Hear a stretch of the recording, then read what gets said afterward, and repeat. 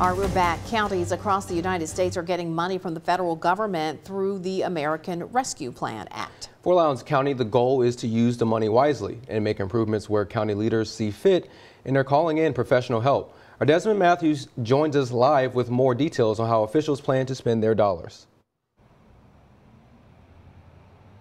Winston, Andre, I'm outside the Lowndes County Courthouse. On October 4th, they will have a Board of Supervisors meeting to discuss how they will spend the $11.4 million that the county received through the ARPA. I spoke with the county administrator and a board member, and they just want to make sure that they do spend the money right. One thing we want to do, we want to be careful and methodical because we don't want to misspend any money and have to pay it back. A pot of roughly $65 billion was distributed in different chunks to each county in the United States.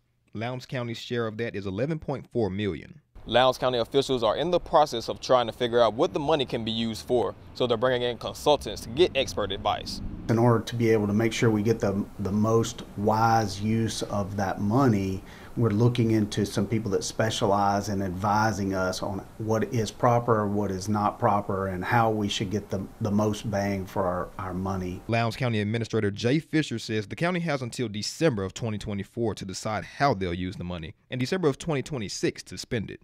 The U.S. Treasury Department gave some guidance to counties with a 150-page interim final rule, pinpointing some of the things they want to see the money used for.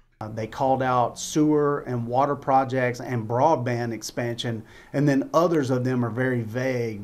How are you going to respond to the medical aspects of COVID-19, and how are you going to mitigate that going forward? 4 consultants will come to Lowndes County and present how they feel the money will be used, and the board will pick one to represent them. The supervisors then will have to come up with a plan. I assume that will take public input. It will take our needs as a county into account, and then they'll probably make a prioritization of how they need to use the money. District 5 Supervisor Leroy Brooks feels the consultant and other board members should talk about issues well past the city limits. When you come into Columbus, I call that the front door. It looks good. You got a nice soccer field and some other things.